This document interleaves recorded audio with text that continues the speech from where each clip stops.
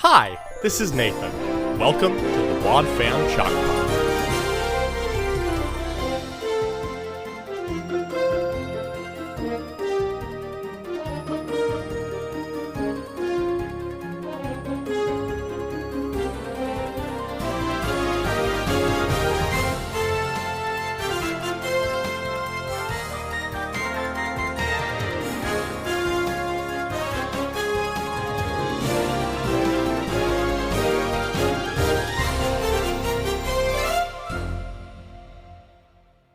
Hello and welcome to the Wad Fam Chalk Pod. I'm Dylan Weaver. And I'm Andrew Sabo. And we're here again for hot split episode summer. They're sexy because there's less of them. Mm-hmm. Amen. So yeah, on this episode of hot split episode summer, A new bombshell joins the villa. where Odyssey's midriff is exposed. We're covering episode 437A, Sunset Bowlawater. Wonderful. We love a pun name. A pun that I did not understand until last night when I was editing our previous episode. Mm-hmm. And I heard myself say the episode of the next one we were covering. Mm-hmm. And I went, oh, it's a Sunset Boulevard pun. What is Sunset Boulevard? Because I know that it exists, but, I know it's a street, but there's also a movie, I think, right? So it is not only a street, it is a boulevard. Yes. But yes, my bad. It's like a detective noir film. Oh, okay.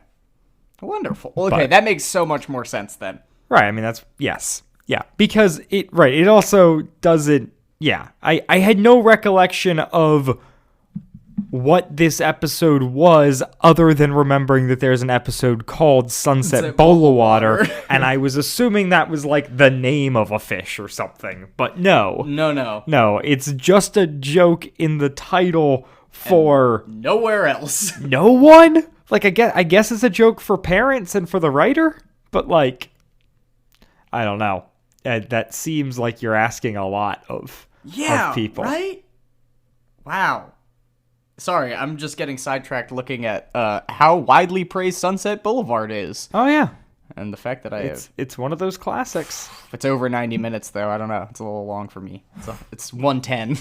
There's a real good... Now, is that an hour and 10 minutes? Because that would be it's less than 90 minutes. Yes.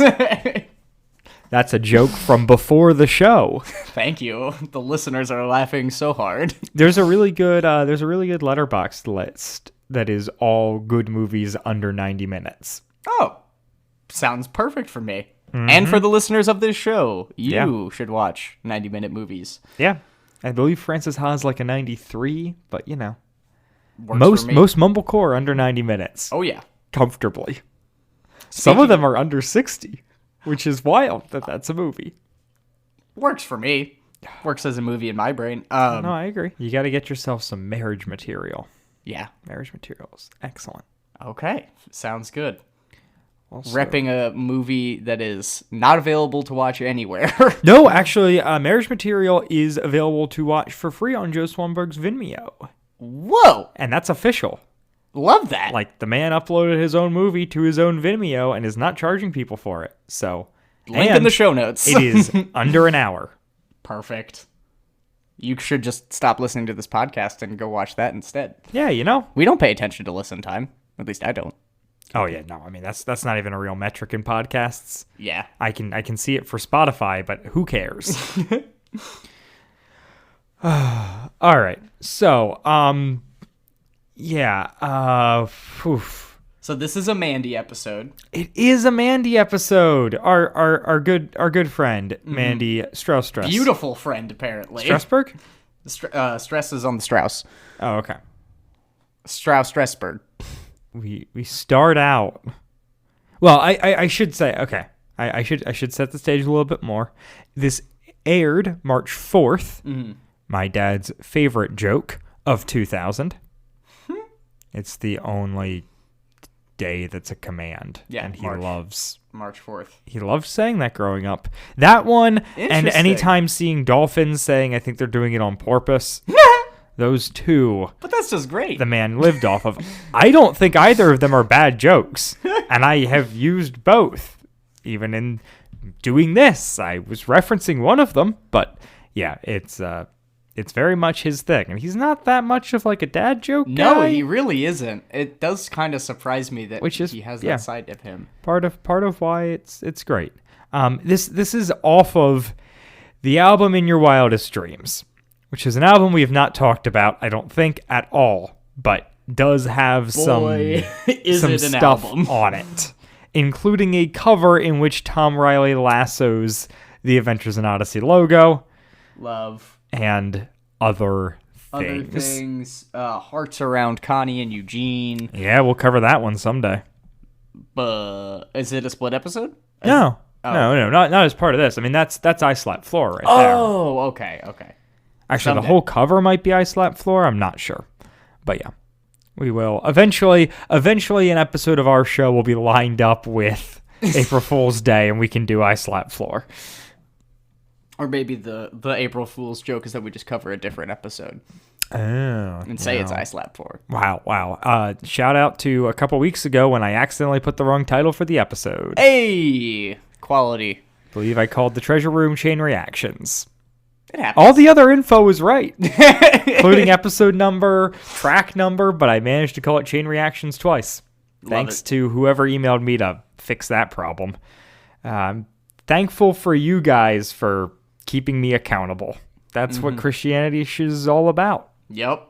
And killing goldfish or keeping them alive. I'm really not sure what this episode is. You don't know what the moral of this episode is? Maybe. I believe it's listed on the website as obligation. It's an episode written by John Fornoff and directed by Phil Lawler. Wonderful. Okay. We can talk about crackers in a minute. Yeah. Premise of the episode. Episode begins with Mandy coming into her room and seeing her goldfish floating upside down and screaming like, "Somebody murdered my goldfish!" Yes. As one is likely to do. And so she goes to Harlow Doyle's private eye services to help solve the case. Yep. He's the best detective in the room. He is the best detective in the room. He is also the only detective in the room. And Classic that's why joke he's structure. So good. Yeah. But at least he knows it. He's like, yeah, helps with competition. You can never tell how aware Harlow is. The answer is so unaware that sometimes he seems aware, I think. Yeah. I think that's what's canon. But he's also, however, aware the joke needs him to be. I think that he is the epitome of a clock is right twice a day person. Which is great going off, I believe it was last episode yeah. in which the clock was wrong twice for Harlow. Poor guy. Yeah. We get the bit between Harlow and Mandy about him not being able to say her name, where he says Strasberg, and then she's like, actually, it's Strauss, and he's like, oh, so the stress is on Strauss, and she's like, yes, and then he botches the name again. It was a funny joke. It made me haha. Pretty Sure. good. Sure. He's a funny guy. Will Ryan, good actor. Okay. Then this is when we get introduced to we Goldfish. find out, right, that Richard Maxwell has reincarnated as a fish. Yes. We didn't know he had died, but now he has not only died, but come back to life as a dead fish, whose name is died Crackers. Twice. I wonder where he's going to be What? Did I just kill a joke? No. I was just turning to you to hear what you had to say. Oh, God. I'm so sorry. I panicked. It's called listening. I know you don't do it much. I'm completely unfamiliar with that. He says as he talks over the person speaking to him. Never. I wouldn't do that. I'm a great listener. No. No? Yeah, Jelly. So, is Nathan Carlson the voice of Jellyfish as well? No. Boy, he sounds like Jellyfish. No, he look at sounds the like wiki. Maxwell. Fair. Okay. Last episode, we had So, Jellyfish. last episode we had Jellyfish, which is why I thought it was so which is funny. also Aubrey's dad. Yeah. But no, this is Nathan Carlson, Maxwell. who is right. Lucy's dad and Richard Maxwell and some other people, including in this episode a dead fish named Crackers. But boy, wouldn't it be better if they had jellyfish voicing a goldfish named Crackers? Like, come on. Isn't that funny? That is it is funny, Andrew. I was hoping that was the case. Can we talk about the water effect on his voice? Sure. And the bubbles that emanate from every word he says, which is obviously intentional. But boy. I think that the effects they're doing to his voice sound like Maury. A little bit. Okay, now When I didn't think when about like it initially, Maury but- does like the disguised voice that's barely disguised, that's it sounds like Richard Maxwell is using that same filter in these scenes. It's like The character Richard Maxwell, not the actor, Nathan Carlson. Because Carlson can kind of do some other voices, but this is very in Maxwell territory. This is very Maxwell. It is funny, and I mean it adds a nice flair to the episode, and obviously he's good. We glossed over the fact that it's like super 50s detective music. Like as soon as it transitioned to the fish's perspective, where the fish is like, "No, I'm gonna tell you how I died. I'm totally not Richard Maxwell." And you've got your classic like I was gonna say exactly. You got your saxophone arc. You got your brushes. You got your You got your bass line. Yeah, which I don't know. As heavy-handed as it is, I think it's fun and I like it. And of all the things to knock on this episode for, I don't think I'm gonna do it for the music. So Harlow is having Mandy recount the story. She begins telling the tale, saying, "Oh, I used to spend all this time." Or I spend all this time with my goldfish, and I do everything together. And then that's when Cracker steps in and is like, "Well, let me tell you what actually happened." And it goes all the way back to his purchase at Witt's Fair. Now, before that point, we do find out that canonically Harlow Doyle is scared of the big bad wolf. So that is important. That is important. Underline. And I also cannot blame him. I'm afraid of all wolves, let alone the ones that have big and bad in front of them. Wow. See, I, on the other hand, have seen Hoodwinked many times, so I understand the wolf's perspective. That is fair. I've never seen Hoodwinked. I've been to the wolf sanctuary. I've seen them. I've seen them eat. And it frightens me. Hoodwinked is a great movie handicapped by horrible animation that does not hold up. Fair. If I had infinite money, I would literally pay someone to 2D storybook style reanimate that movie and change nothing else. Amen. It's a thing I think about a lot. Mid 2000s. Okay. So it was pre 2011 or whatever. Yes. Oh, interesting. The only reason I bring that up is because I saw a TikTok yesterday about Disney's last animated film, 2D animation, was the Winnie the Pooh in 2011. Sure. So it would. Yeah. It's not 2D animated. It's 3D animated. Yeah, no, I know. Which is but why it should it be looks 2D. bad. Yeah, no, I agree. And yeah, it's done by some off studio, and the sequel sucks. Yeah. But boy, is that first one just oh man, it's such a fun movie. Okay, wonderful. We've got a nice balance of plugs between Mumblecore and Hoodwinked today. That's the line I exist in. Amen. Some yeah. I don't know. Bury me somewhere between Mumblecore and Hoodwinked. Mumblewinked. Amen. Or Hoodcore. So I think my brother was in a Hoodcore band. Shout out Brendan Acebo. Past and future guest. So Crackers explains that he was a prize at the fair Witt was running. Oh, he describes Witt as looking like a walrus without tusks. Which is incredible. Yep. And not particularly canonically supportive of new skinny Witt, I must say. I've never seen that slender of a walrus. Yeah. Well, but that's right. He's gone on a diet since then. True. Remember we listened to that episode with a guest. Yes. Wonderful. That I totally didn't shoehorn into making him listen to. Great episode. No persuasion. Are you familiar with the movie Tusk? Is that the Nick Cage one? No. That's Pig. So sorry. Tusk is a Kevin Smith movie in which Justin Long, good actor, been in a lot of stuff, very much like indie guy I like. He gets turned into a walrus. Wait, what? Hold up. You looking at pictures? I'm so sorry, Andrew. No, I haven't seen any pictures of the Walrus Man yet, but I did just see the tusks in the moon silhouette of the house for the movie poster. Okay. And I'm baffled. Stay away unless Let you me tell you a really story. want this. When his best friend and podcast co-host I forgot. goes missing in the backwoods of Canada. They're podcasters. A young guy. They're not real podcasters, but they are. Yeah, like they podcast like it's a radio show. But don't look at Dylan's Letterboxd review if you haven't seen the movie. It does contain spoilers. Did you just spoil yourself? No, I just saw the warning. You clicked it and it said wanted to pass on the. That's funny, dude. Is that old enough ago that I have a star rating? No, Okay. it's February 10th, 2020.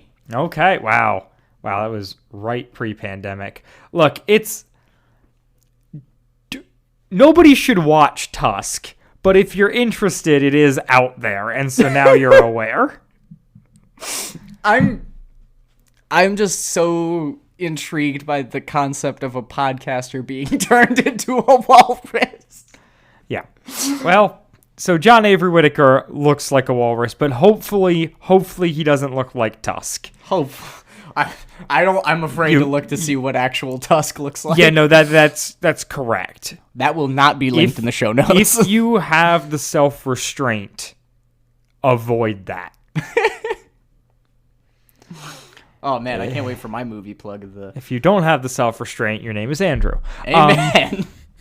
Anyways, so we got Wit, and he's Tusk now.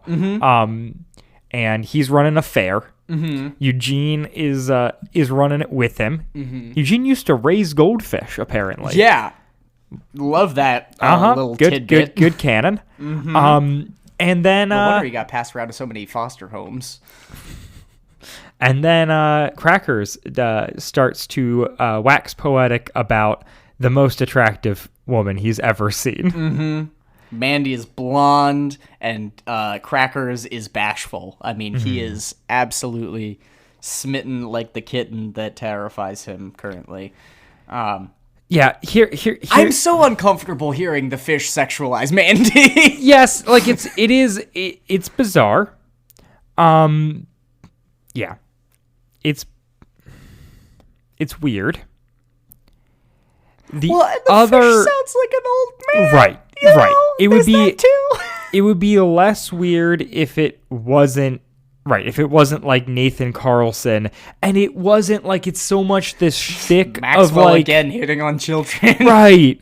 But it's the shtick of like, oh, it's doing this as like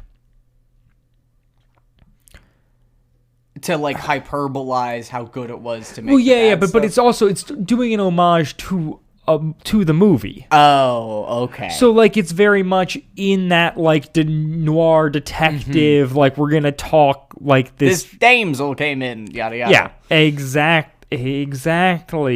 Her hips were as wide as 2 salad spinners. Yeah, and so it's just, yeah. So it's good, and I dig it from from the way it like sounds and like what they're going for, but it's a little off. Yeah. Well, and I think that was a line that when this episode came out could be walked with. I'm not saying should be. Yeah, it aired in 2000. That line was, I feel like a lot more generous and forgiving than it is now. Sure, where it's sure. like we just don't like any linking of adults to children. Yeah, maybe. Such things. I also to then go back on it and make this weird now. It also does just shake me every time that it's mentioned that Mandy is a blonde. Yeah. Because in my head she's a brunette. Right. Because one, she's characterized as a smart kid. Smart kids are brunettes. Two, child Dylan had a crush on Mandy, and I've never gone for blondes. Never, not once. Not even as a child. So, like, it is just a bizarre... I don't know, it just always strikes me as off when it's mentioned, even though, like, I've seen pictures of Mandy, and, like, I You can imagine it, but it doesn't feel right to. Yeah, it just seems... Much like the idea of a man voicing a goldfish, waxing poetic about the beauty of a 10-year-old. Sure. Yeah, so, obviously... I feel bad coming for Nathan Carlson and then being like, but I am fine. That was past me, not current me. This is fish Nathan, not real Nathan. Like, I don't know what we're doing here. Me neither. Also, does Eugene catapult pies? Is that what happens in that? Yeah. I missed the bit. He's got a pie catapult that he's trying to dial in. Now, here's my problem with this. Eugene is for sure a trebuchet guy. Oh yeah. I mean, I went to high school with some Eugenes, and none of them would have gone catapults. Spring is so unreliable. You got to go trebuchet. Trebuchets are cool. Counterweights for life. Incredible. Yeah. Plays with the trebuchets and Age of Empires, you're set. Oh yeah. If I can defend Eugene, I think logistically it would be very hard to trebuchet a pie in a way that catapults would be much more practical. It 100% would, but that's why it would be a better joke if he was making a pie trebuchet, because it would be like, wait, you're way over-engineering this thing, Eugene. Like, just do a catapult. Duh. No, this is Eugene Meltzner. He's got to take everything to the next level. But yeah, so we get Mandy then wins crackers. There's the worst joke of the episode is the goldfish rattling off the names of all the other goldfish. Yeah, they really do that, and they do it 3 times. They do it twice, but both times it doesn't. It goes on too long, but not long enough to come back around. Exactly. Like, they hit the perfect unfunny territory. Yeah. Where it's like, he mentions that there's 30, and after, like, 10 stops, and I'm like, if you had kept going and actually done 30, this may have landed for me. Yeah, no, it would actually be really funny. Because I was like, he started, and I was like, all right, he's just going to trail off after, like, 3. And then it, like, kept going, and I was like, all right, what's happening? Like, I didn't expect it, and then it just ends, and I'm like, oh, okay. No, they just did too many names. Yeah.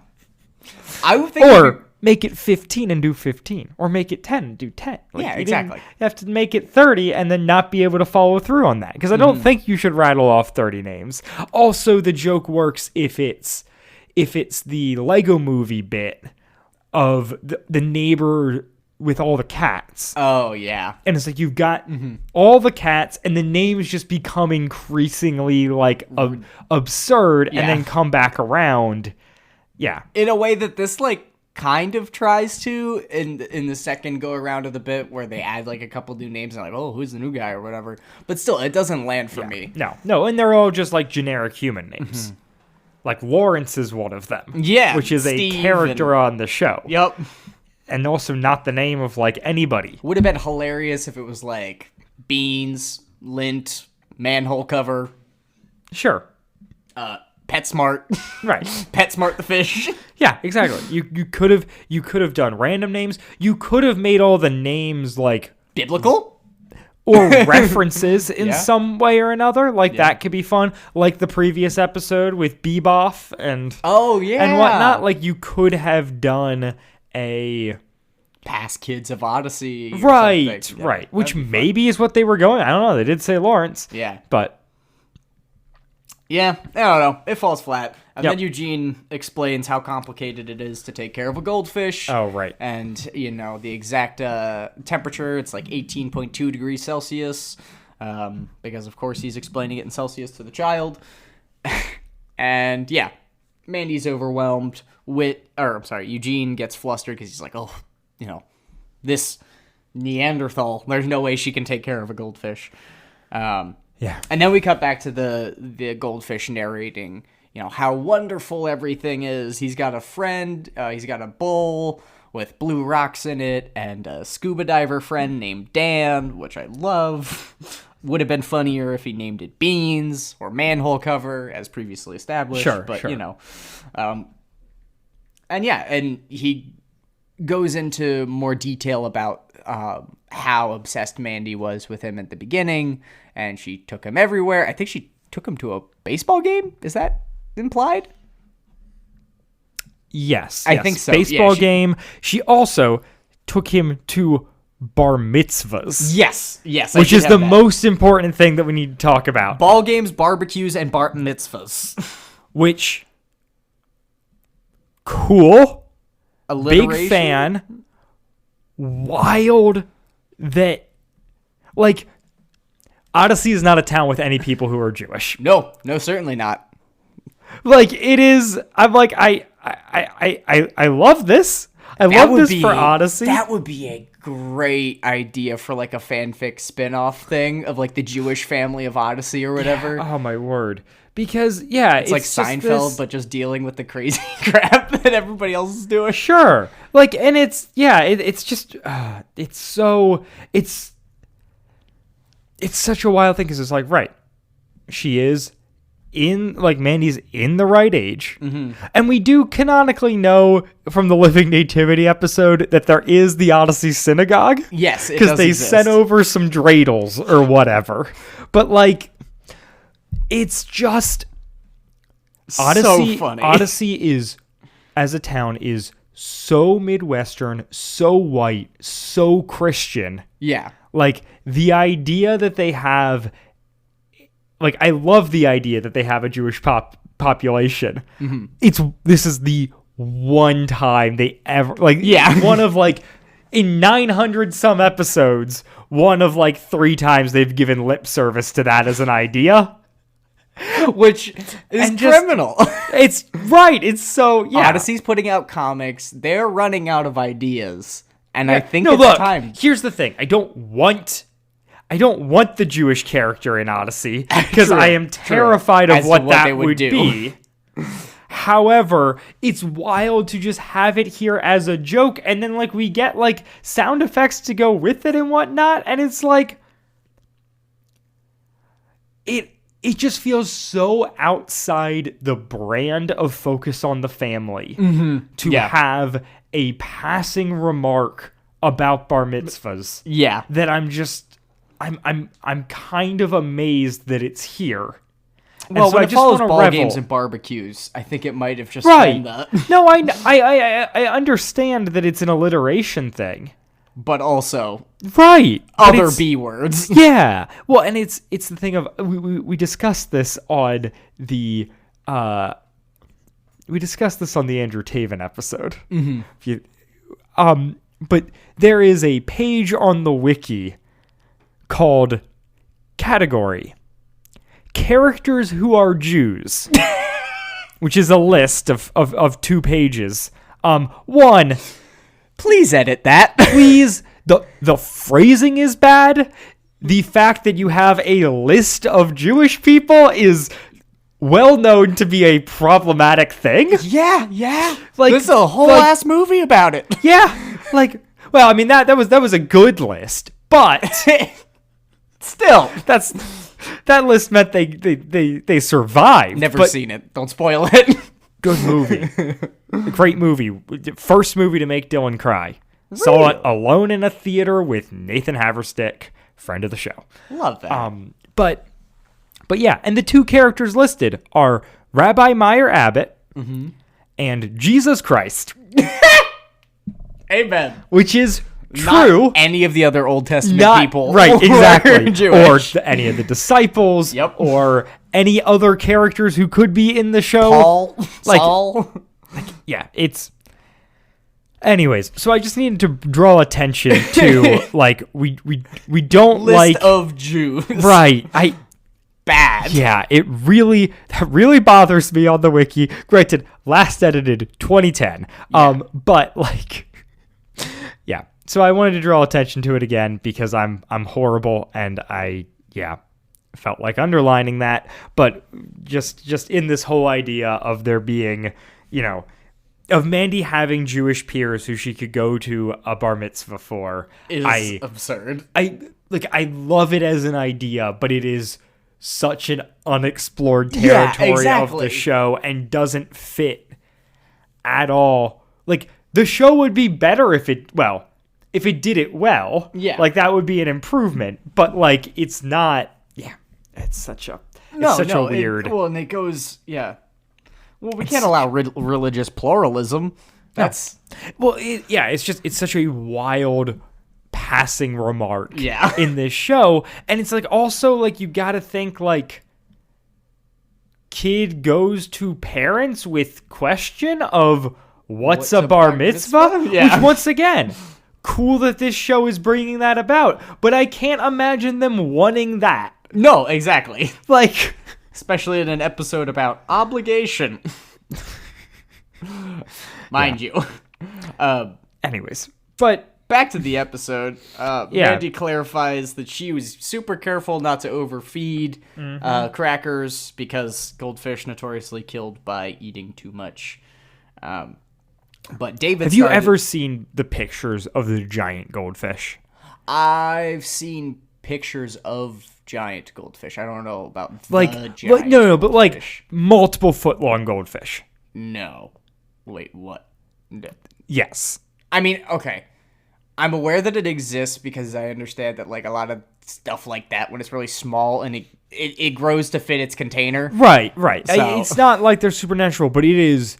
They will, like, hurt your brain. Like, do yourself a favor, people listening at home, look up, like, world's largest goldfish. And there are some obvious photoshops, but some genuine pictures of, like, goldfish or things in that category that are just as orange, but massive.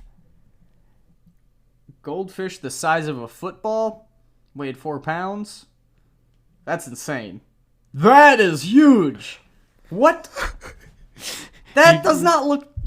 That looks fake. That looks like a pool toy. Yeah, no, they're not. Missing the pictures of it. They're not. They're not natural. Yes. Yeah. I just like imagine going out to fish in a lake and you just like pull up a goldfish a pool toy. that is right. That is the size of like your forearm, essentially. Yeah. Crazy. Yeah. Cuts to the fish perspective. David starts feeding the fish, comes in, is harassing it. Yeah, David's not a fan of fish. Mm-hmm. And the fish is insulted by fish faces. Interesting choice. I don't know, looking stupid or whatever. It's funny. I mean that's a caricature. Of course he's insulted. True. The Jewish people, or the Jews, as the people in Odyssey prefer to call them, are not. So, are not caricatures? No, not at all. Okay. No. Well, we don't know because, like we said, there's only 2 of them. Yep. We haven't covered episodes, and one of them's not here right now. Yeah. So then David proceeds to feed crackers, and we get the whole crackers perspective of being like, oh, I know I wasn't supposed to eat and I was supposed to be careful and everything, but I couldn't help myself, so I ate. And then Mandy gets a cat called Fluffy Face. Yes. Which sounds adorable and doesn't make a lot of sense to get a goldfish and then get a cat. I disagree. A goldfish isn't a real pet. Well, okay, fair.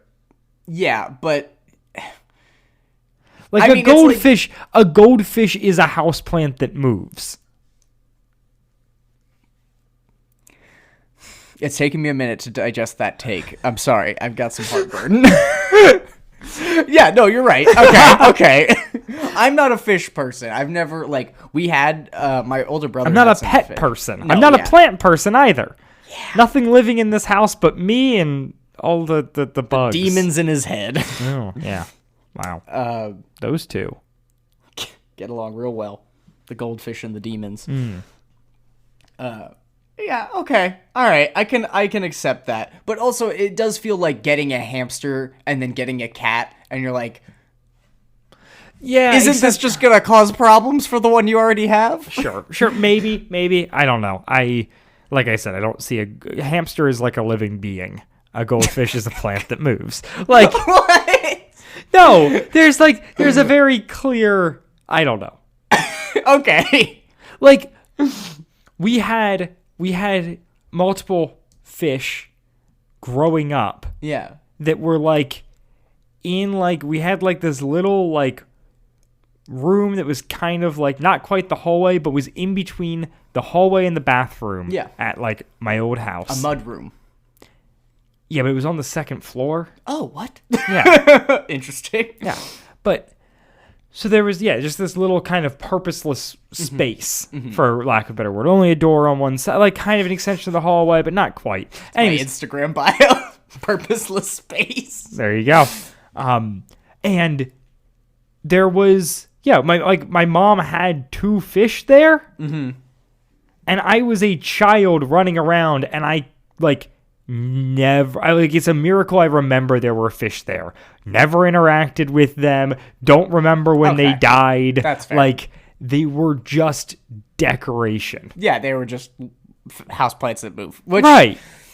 And barely the more moved at that. coming out of my mouth, I'm feeling the truth behind it. I'm just, it's struggling. It's a struggle for me to admit. Yeah. I had frogs and a lizard, and like those were more animals because you like took them out and did stuff with them, and like. What about turtles? Where do they rank? Turtles are real animal. I truly just feel this way about fish. That's fair. But I mean, turtles are notoriously like slow and don't do a whole lot. Yeah. And everything. But they're like they more. I feel like because they're on land potentially, like you Yeah. can take them out and have them on land. Like they can exist past the bounds of their container. True. In a way that fish cannot. Nor can plants No. in a house setting. Yeah, in a house setting. Yeah. Yes, obviously in the real world, but in the real world, fish have bowls Big bowls. called lakes or sometimes ponds. Maybe big the pool. sea. Anyways, so yeah, Mandy gets this cat, and obviously she's way more interested in the cat Fluffy Face than she is in Crackers the goldfish, Which I rightfully just so. got as goldfish crackers. This is a bad bit because my mouth's open and not making any sound, but I am in shock. The snack that smiles back. Jellyfish. Not jellyfish. Wow. Yep, that took too long. I figured just because you like crumple up saltines and feed them to a fish, but no, it's a goldfish joke. That's incredible. That is actually pretty good. I like that a lot. This episode's pun game is pretty strong. Between Sunset Bowlawater and Crackers, the goldfish. Yeah. I love. So, yes, of course, Mandy is going to neglect the goldfish because she has a living, breathing cat, which provides her with affection and care and such in a way that a fish cannot. She forgets about him because she's doing gymnastics and ballet and all the other things. And then she comes in and finds the fish dead. Yes. But you missed the point in which Crackers is doing impressions. Oh, yeah. I'm he sorry. does Jaws, I tried to block that he does out of a my killer brain. Shamu, and Yeah. then he does John Wayne. Yeah. I liked it. You tried to block it from your brain. I went, that's a good bit. The John Wayne one did make me laugh. It's a good rule of 3. Okay, that's fair. We're going to do a fish. We're going to do another fish. And then we're going to do John Wayne. Actor. Yeah. We love to see it. Mm-hmm. But yeah, so this is when we are caught up to the present. Mandy finishes recounting her tale to Harlow. Harlow believes he knows the solution as to who is the culprit. And the fish is narrating, kind of bemoaning the fact that he believes Mandy will never realize who actually killed the fish because she thinks it was murdered. Harlow suggests that the fish was shot from on top of the dresser and bounced off a grassy knoll and hit the Yeah. Hit the bowl. He's a JFK truther. Love. Yeah, makes sense. Like, yep, we had to do like ricocheting bullets in the grassy knoll. Sure. Yeah, classic. And he's also an Elvis truther because he's also convinced that Elvis killed the fish. The fish. And then Mandy has the realization that Crackers was killed by her. She says, I had little time for Crackers. Mm-hmm. It was, I wasn't able to attend to him in the way that I knew I should.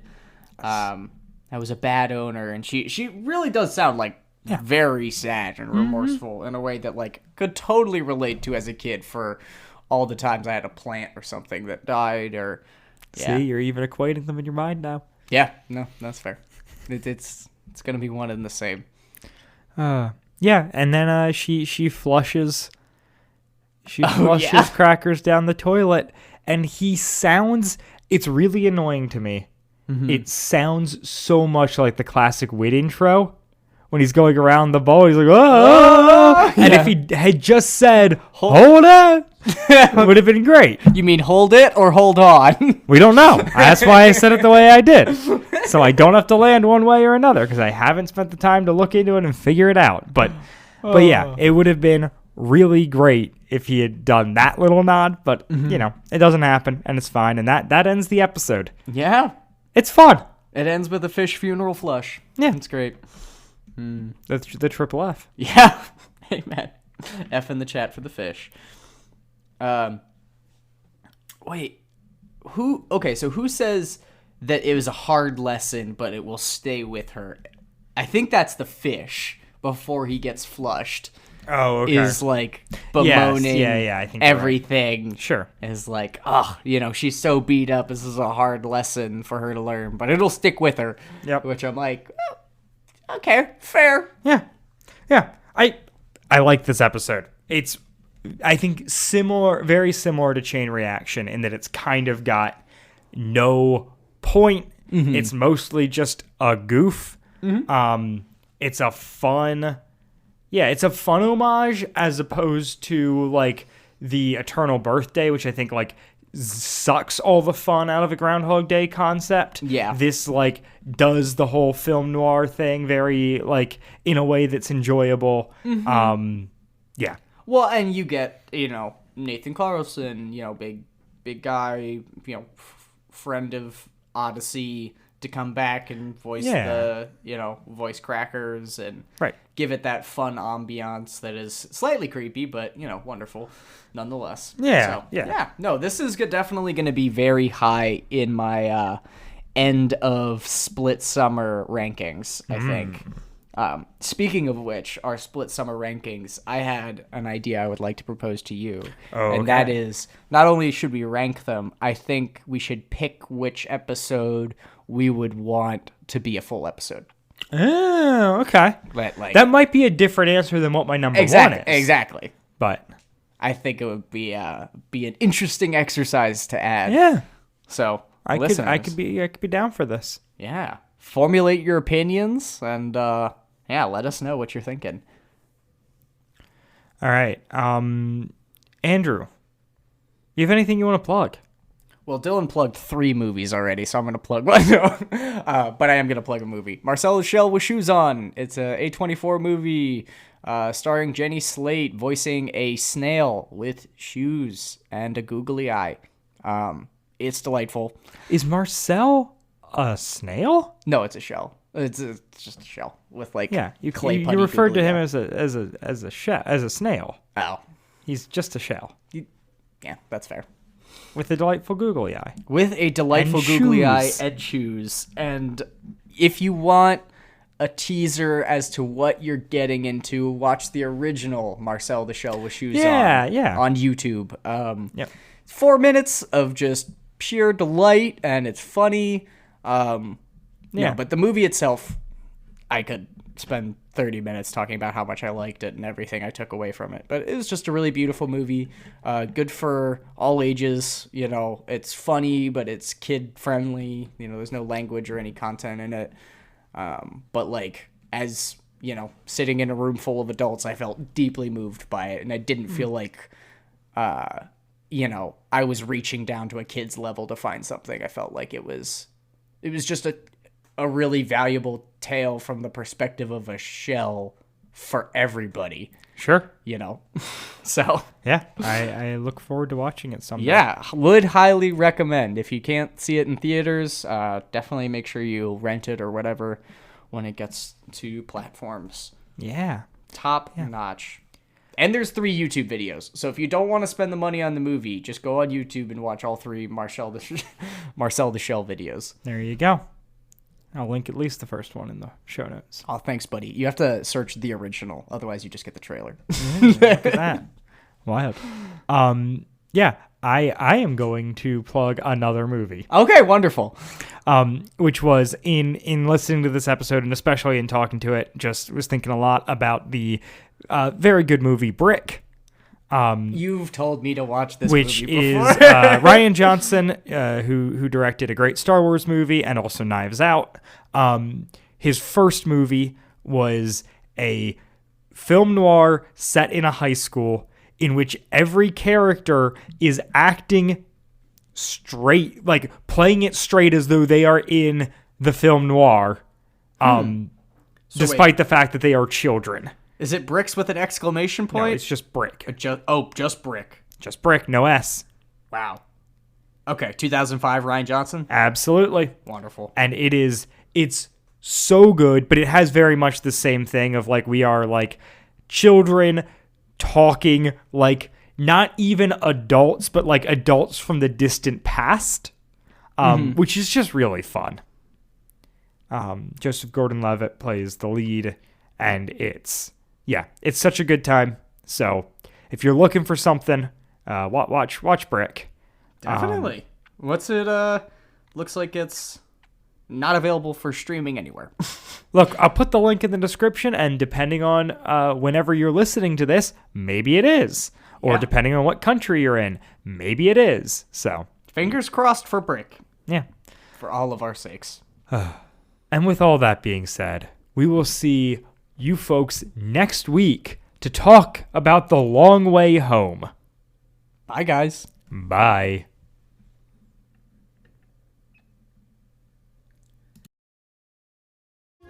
Wad Fam Chalk Pod is a presentation of the Lidditz Podcast Co-op. This show is a fan podcast and has no official affiliation with Adventures in Odyssey or Focus on the Family. As such, the copyright is ours under Creative Commons. Follow the podcast at WadFamChalkPod on Twitter and Instagram, or email us at wadfamchalkpod@gmail.com. Sunset Bowlawater was hosted by Dylan Weaver and Andrew Acebo, and edited by Dylan Weaver. And I'm Nathan Haverstick, hoping you'll join us again next time for more of the Wad Fam Chalk Pod.